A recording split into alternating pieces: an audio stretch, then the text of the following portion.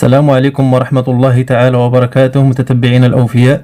في هذا الفيديو ديال اليوم إن شاء الله غادي نشرح لكم الطريقة الصحيحة باش يمكن لنا ناخذ موعد لدى القنصلية العامة للمملكة المغربية بأوروبا بصفة عامة أو بإيطاليا بصفة خاصة وبأي دولة يعني في دول الاتحاد الأوروبي. كما تنشوفوا هذا هو الموقع اللي غناخذ منه الموعد، غنخلي لكم الرابط ديالو أسفل الفيديو. يمكن لك تخلي الواجهه بالعربيه او تغير اللغه من هذه النقطه هذه، يعني بالعربيه الفرنسيه الاسبانيه الايطاليه جميع اللغات عندك هنايا. حنا نخليوه بالعربيه. هنا الا كنتي انت مسجل في الموقع ما عليك الا تدخل العنوان البريد الالكتروني ديالك هنايا وكلمه المرور هنايا وتدخل عادي. ما كانش يعني كنتي اول مره غادي تدخل لهذا الموقع هذا فتتهبط لتحت وتدير انشاء حساب. هذا الزر الاحمر هذا اللي غنضغطوا عليه انشاء حساب. يعني فاخذ الموعد في القنصليه العامه غادي نضطروا ندوزو من ثلاثه المراحل. المرحله الاولى غنسجلوا في الموقع، المرحله الثانيه غادي نضيفوا البينيفيسيير او المستفيد اللي غناخذوا ليه الموعد، والمرحله الثالثه يعني بعد ما غيجاوبونا يعني غادي ننتظروا بين نهار حتى 3 ايام يومين بحال ما هكذا غيجاوبونا وغيعطيونا ناخذوا الحيز الزمني، يعني النهار اللي يمكن لنا ناخذوا فيه الموعد. يعني ثلاثه المراحل. يعني كيف ما تنشوفوا هنايا بعد ما ضغطنا على التسجيل في الموقع تيقول لنا من أنتم، يعني واش مغربي مقيم بالديار الأوروبية، يعني مغربي مقيم بالخارج، أو إدخال بيانات تعريف بكم للولوج إلى حسابكم. هنا غادي نديرو مغربي مقيم بالخارج. البلد تختار البلد اللي انت مقيم فيه. حنا نديرو إيطاليا على سبيل المثال. تيقول لك واش مسجل في القنصلية، يعني انت غالبا يعني اول مره غادي تسجل فغادي تكون لا. الا كنتي مسجل عندهم في القنصليه تدير نعم وتدخل الرقم التسجيل القنصلي هنا في التحت. حنا غادي نديرو لا، وهذا الرقم ديال التسجيل القنصلي فملي غادي تاخذ الخدمه او الموعد اللي غادي تاخذه فهما تيضيفوه لك اوتوماتيكمون، يعني الثمن ديالو تقريبا شي 70 درهم.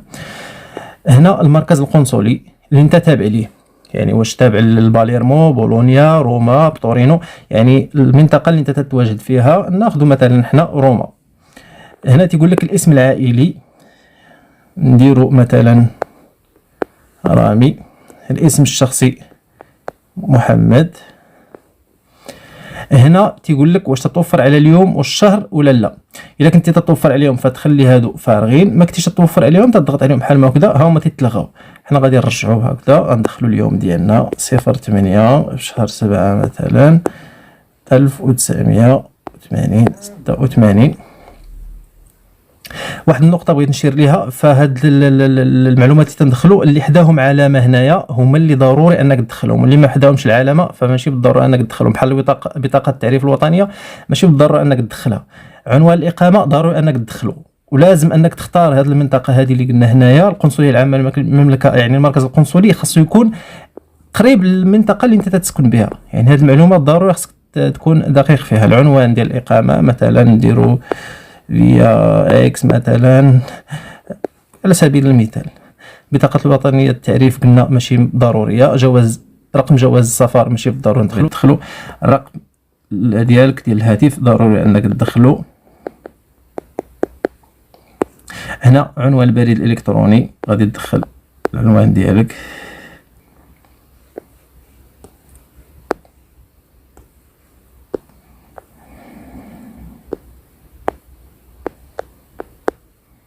عفوا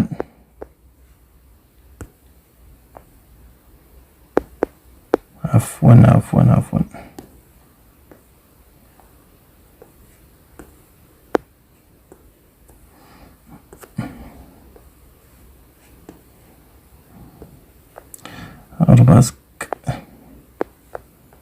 @gmail.com. هنايا تدخل كلمة المرور ديالك، ندخلو مثلا ميدو 3 4 5 6. هذا فقط حساب جريبي.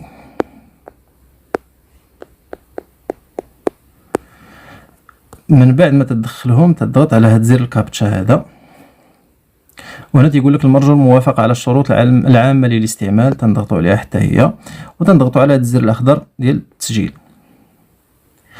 هنا تيقول لك بانه رسمنا لك واحد الايميل ديال التفعيل، واحد الرقم ديال التفعيل للايميل ديالك.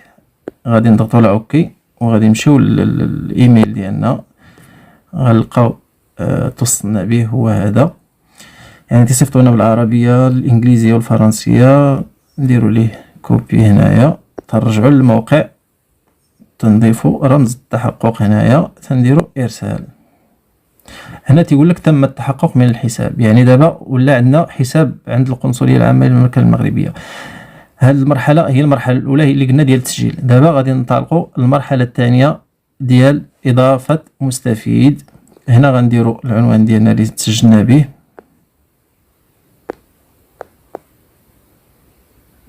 مبروك 2022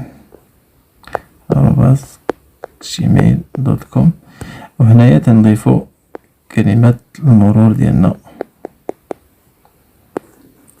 تنضغطوا على زر الكابتشا. هنا بديت تخلي البيانات محفوظة، تضغط على حافظ على بياناتي الخاصة، لا ماشي مشكل. هنا تنضغطوا على رابط الاتصال.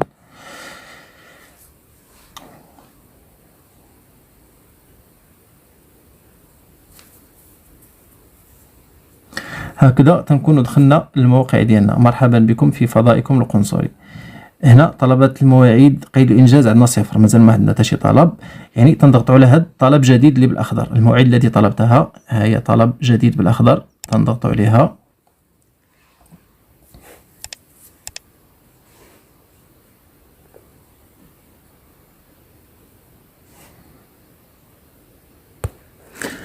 ملي تنضغطوا عليها تطلع لنا هذه الصفحه هذه.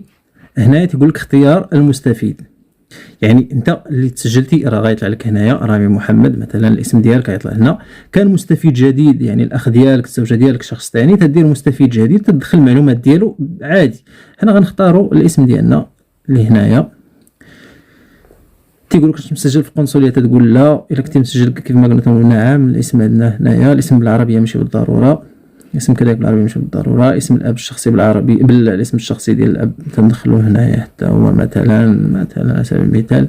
اسم العائله الام مثلا تندخلو حتى هو الاسم ديال الام مثلا. هنايا الجنس ذكر ولا انثى. الحاله العائليه يعني اعزاب، متزوج، مطلق، ارمل، يعني نديرو مثلا متزوج. عدد الاطفال ماشي بالضروره. تاريخ الميلاد كيف قلنا راه تيدار اوتوماتيكيا لان تسجلنا. مكان الولاده تدخل المكان ديال الولاده ديالك. هنا الجماعه، وهنا المدينه. البلد يعني كنتي في المغرب تدير المغرب، كنتي بايطاليا تختار ايطاليا اولا مكان الولاده ديالك. هنا غادي نختاروا المغرب بطبيعه الحال. مكان الولاده بالعربي ماشي بالضروره، المعلومات كلها ماشي ضروريه. العنوان تضيف العنوان ديالك هنايا. المدينه تضيف المدينه، كيف قلنا خصها تكون يعني نفس القنصليه تابعه لنفس المدينه اللي حنا فيها. الولايه والجهه تدير الولايه والجهه ديالك انت مثلا. بلد الاقامه ايطاليا. الرمز البريدي تختار الرمز البريدي ديالك. رقم الهاتف تدخل رقم الهاتف هنايا. هاد المعلومات كلها هنا. المهنه الحاليه تختار المهنه ديالك، يعني واش اجير ولا بدون مهنه. صون تقني مدرب، يعني تختار نديرو مثلا مثلا اجير مثلا على سبيل المثال. اضغطوا هنا للتاكيد. اذا كيف ما قلنا لكم بعد ما انتهينا من هذه المرحله ديال اضافه المستفيد يعني اللي ضفنا، غطلع لنا هذه الصفحه هذه ديال الخدمات المختاره. يعني الاسم عندك هنايا تختار الاسم ديال الشخص اللي ضفتي والخدمات المختاره. هنا غنضغطوا على الخدمات المختاره. يمكن لك تعدل على الاسم في اي وقت بغيتيها هو، ونديروا الخدمات المختاره كليكي ايسي. هنا تعطينا جميع الخدمات: تسجيل القنصلي، جواز السفر، البطاقه الوطنيه، الحاله المدنيه، العقود والوكالات العدليه، التصديقات ومطابقه النسخ للاصول، الشواهد والجنسيه. تشوفوا على سبيل المثال حنا جواز السفر. بالنسبه لجواز السفر يعني استصدار جواز سفر بيومتري بالنسبه للبالغين اكثر من 18 سنه، تجديد جواز السفر للبالغين اكثر من 18 سنه. كيف ما تلاحظ هنا راه بالنسبه للاقل من 12 سنه ما كاينش هنا، ولكن ملي تعطوك التحديد ديال يعني في المرحله الاخيره ملي تبي تاخذ، ملي تيجاوبوك وتبغي تاخذ الرونديفو، فغادي تلقى هنايا عندك استصدار جواز السفر بالنسبه للاطفال يعني اقل من 12 سنه. كيف ما كانت سولتني واحد السيده قالت لي راه ما لقيتهاش، يعني فما كايناش دابا، ولكن اختاري مثلا استصدار، اختاري مثلا التسجيل القنصلي، وملي غادي يعطوك استصدار جواز السفر بيومتري بالنسبه للبالغين، ملي غادي يجاوبوك باش انك تاخذي الحيز الزمني، فغادي تلقايها وعدلي عليها ماشي مشكل. هنا كذلك البطاقه الوطنيه، يعني اللي بتستزرع لاول مره ولا التجديد ديالها. هنا كيف ما قلت لكم التسجيل القنصلي راه غيضيفوه هما اوتوماتيكيا، واخا ما اختارتيش انت غادي نديروا مثلا استصدار جواز او تجديد جواز السفر للبالغين، وغننزلوا غادي نضغطوا على اضغطوا هنا للتاكيد. شوفوا الميساج اللي غيدخل لنا: احدى الخدمات القنصليه المطلوبه على الاقل تستوجب التسجيل القنصلي لذا تمت اضافه اجراء التسجيل الى لائحه الخدمات المطلوبه. غيضيفوه اوتوماتيكيا، يعني غيصبح عندنا المجموع 930 درهم، ها هو الرسوم المستحقه للدفع. هنا غادي يطلبوا منا بعض الوثائق اللي غادي نضيفوهم هنايا. هاد الوثائق هذه لازم انك تدلي بها النهار ديال الذهاب ديالك للقنصليه، اللي هي حنا اخترنا جواز السفر. هنا غيقول لك جواز السفر، حنا التجديد غيطلبوا لنا جواز السفر اللي المعني بالامر. جواز السفر يعني القديم ديالك، فغادي تاخذ نسخه منه.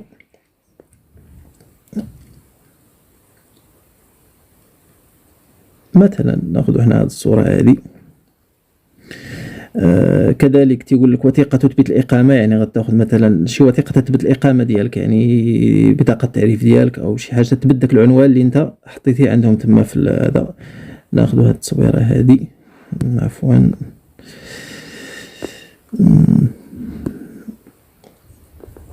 الواجهه الخلفيه لبطاقه او الوثيقه التي تثبت اقامه المعني بالامر.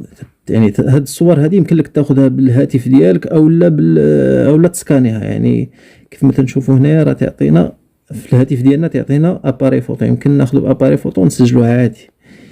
ناخذوا هاد الصوره مثلا. هنا هادو اللي ما عليهمش علامه حمراء ماشي بالضروري انك تحطهم. هنا صوره فوتوغرافيه للمقاسات ديالها خص تكون 3.5 سنتيم على 4.5 سنتيم، يعني خص تمشي للمصور تطلب منه هاد المقاسات هادو يعطيهم لك وتجي وتوضعها هنايا. هنايا البطاقه الوطنيه الالكترونيه المغربيه للتعريف، تضيف او وصل ايداع البطاقه. حنا غادي نضيفوا البطاقه هنايا عندنا مثلا تصريح بالشرف. الا ما كانش عندك البطاقه الوطنيه تتعمر بيدك وتتوقع عليه وتتصور وتتحطو هنايا، ونهار ديال التقديم تدي معك. يعني حنا عندنا البطاقه ضفناها، يعني ماشي مشكل. هنايا ارسال طلب للقنصليه. هنايا تيقول لك واش الغاء الطلب او تسجيل الطلب مؤقتا لا بتتعدل عليه من بعد، او لا ارسال الطلب للقنصليه. صافي حنا ضفنا المعلومات كاملين، غنديروا ارسال الطلب للقنصليه. هنا أنتم على وشك إرسال طلبكم إلى المصالح القنصلية. تنبيه: يجب تحميل وإرفاق طلبكم بجميع الوثائق المطلوبة تفاديا لرفضه. يعني جميع الوثائق اللي طلبوا منك خصك توضعها باش ما يترفضش. هنا تيقول لك في صافي هنايا ها هو طلبات الموعد قيد الإنجاز. هنا تجينا هاد الرسالة هذه. هنايا غنلقى واحد الميساج جانا الإيميل ديالنا، ها هو رجعوا الإيميل ديالنا. هنا اش تيقول لك؟ تيقول لك حنا مازال ما خدينا الرونديفو دابا. تيقول لك غير تحيه طيبه، توصلت المصالح القنصليه المغربيه بطلبكم الحصول على موعد وتقوم حاليا بدراسته، وسيتم الاتصال بكم في اقرب الاجال، وتبقى المصالح القنصليه رهن اشارتكم للمزيد من المعلومات عند الاقتضاء. شنو المعنى ديالو هذا؟ حنا صيفطنا لهم غير طلب، غادي يوافقوا عليه وغادي يجاوبونا. ملي غادي يجاوبونا غيولي عندنا الحق اننا هذا الميساج هذا اللي عندنا هنا معالجه طلب الموعد غادي يتغير لميساج اخر اللي هو اختيار الحيز الزمني. يعني هنا غادي نوقف الفيديو هنايا باش نوريكم المرحله الاخيره بعد ما غادي يجاوبونا. اذا انتقل دابا لواحد الحساب ثاني اللي خدينا فيه تقريبا شي اسبوع. هذا يعني خدينا فيه الموعد تقريبا خداو 7 ايام عاد جاوبونا. يعني كيف ما تنشوفوا هنايا فالميساج نهار 22 افريل، يعني كان خدينا يعني كيف ما درنا هاد لي زيتاب هادي درناهم 22 في افريل، يعني 7 ايام. يعني 7 ايام هادي باش خدينا هاد المعلومات. قالوا لنا توصلت المصالح القنصليه المغربيه بطلبكم يعني على موعد وتقوم حاليا بدراسته. يعني مر عليها تقريبا 7 ايام. اليوم مع 10:38 الصباح يعني ارسلنا هذا الميساج هذا تيقول ليه: تحيه طيبه، فتبعا لطلبكم الحصول على موعد لدى المصالح القنصليه ندعوكم لاختيار التاريخ والساعه اللذين يناسبانكم على الجدول المقترح. يعني ملي مرات 7 ايام يعني انت وزهرك، يعني يقدر 24 ساعه، يومين، 3 ايام، اسبوع، يعني ماكسيموم تنشوف انا اسبوع. يعني قال لك انقر هنا لمزيد من المعلومات. غنضغطوا على انقر هنا لمزيد من المعلومات. غادي ينقلنا للموقع اللي كنا هضرنا عليه قبل. غادي ندخلوا نسجلوا عاوتاني، ندخلوا بالايميل ديالنا. هنا غادي ندخل بالايميل اللي قلت لكم تسجلنا به قبل. عفوا يعني دابا عاد يمكن لينا ناخذوا يعني الموعد. غنضغطوا على زر الكابتشا، غنضغطوا على رابط الاتصال كونيكت. هنايا طلبات الموعد قيد الانجاز، غنضغطوا على هذه اللي كنا تسجلنا بها بالاول. هنا شوفوا عندنا اش قال لنا دابا. هنا مابقاش عندنا ديك قيد المراجعه، ولا عندنا اختيار الحيز الزمني للموعد. كما تشوف معنا غنضغطوا على المرحله اللي وصلنا لها هي اختيار الحيز الزمني. غنضغطوا على اختيار الحيز الزمني. كيف تنشوفوا هنايا طلع لنا هذا الجدول هذا. هنا ابريل كل شيء ما فيه حتى شي نهار فارغ هنا في ابريل، يعني 29 30 يعني ما بقى والو، يومين. غادي نضغطوا على الزر الاحمر الفوق باش ننتقلوا هنا. لا هذا اللي هنايا باش ننتقلوا للشهر الموالي، ابريل ماي شهر 5. هنا كيف تنشوفوا عندنا هادو اللي باللون الاحمر يعني راه مخودين، يعني شي حد اللي خداهم. اللي باللون الاخضر يعني راه مازال ليبر، يعني يمكن ليا ناخذهم. تنشوفوا هنايا نهار الاربعاء مثلا، نهار الاربعاء 4 في شهر 5، ها هي 4 في شهر 5، يعني مع 12 مع الوحده مع الجوج هادو كلهم ديسپونيبل. نهار الخميس راه كلشي عامر، نهار الجمعه كلشي عامر، السبت والحد ما تيخدموش. هنا عاوتاني نهار تسعود هاد الاوقات كلها عامره. نديرو مثلا حنا الاربعاء 4 في شهر 5 مع مثلا مع الوحده. غنضغطوا عليها، ها هي تنزلوا لتحت كاع. هنايا تنديروا ارسال. ملي تنضغطوا على ارسال تيقول انتم على وشك تاكيد موعدكم لتاريخ 4 في شهر 5 2022 على الساعه 1. هذا باش تاكد، باش لا تكون شي خطا ولا شي حاجه تنديروا تاكيد. الا كان الموعد ماشي هو هذاك تنديروا الغاء وترجعوا نختاروا الموعد ديالنا اللي بغينا. هنا غنضغطوا على ارسال تاكيد. هنا اش تيقول لك؟ واحد الايميل ديال الكونفيرماسيون راه تصيفط لك الايميل ديالك، يعني غنضغطوا على اوكي في طور التحميل. هنا غادي نرجعوا للايميل ديالنا باش نشوفوا هذا الايميل اللي وصلنا. عفوا غادي نرجع هنايا الايميل ديالي، بواط ايميل نديرو اكتواليزي. هنا ها هو وصل لينا. هذا هو الرونديفو. تحية طيبة، تبعا لطلبكم تم تحديد موعدكم في 4 في شهر 5 على الساعة 1. الرجاء التفضل بطباعة رسالة تأكيد الموعد. يعني هذه الرسالة هذه غنطبعوها، ماشي هي هذه. غنزلو هنا لتحت غنلقاو واحد البي دي اف، ها هو غنضغطو عليه ولا نقومو بالتحميل ديالو. هو هذا الموعد ديالنا على هذا الشكل هذا. تلقى فيه الاسم ديالك، القنصله اللي انت خديتي فيها الموعد، كونسولا جينيرال ماروك روما، التاريخ 4/5/22 للساعه 1، البينيفيسير الاسم ديالو، لي بريستاسيون اللي خديتيها هما التجديد ديال الباسبور ديالك. هذا تقوم بالطباعه ديالو وتتاخذ معك النسخ ديال دوك الصور اللي رفقتي النهار الاول فاش بغيتي تضيف البينيفيسير وتاخذ الخدمه. دوك الصور كلها تتاخذ معك الاصليه ديالك وتتاخذ معك هذا وتمشي، والشخص واحد اللي عنده الحق انه يدخل للقنصليه. وهكذا تنكون وصلنا للنهايه ديال هذا الفيديو ديالنا وهذا الشرح هذا. ما تنساوش الى عجبكم الفيديو ما تنساوش ديروا اشتراك بالقناه وتضغطوا على زر لايك وتفعيل الجرس، وشكرا على المتابعه.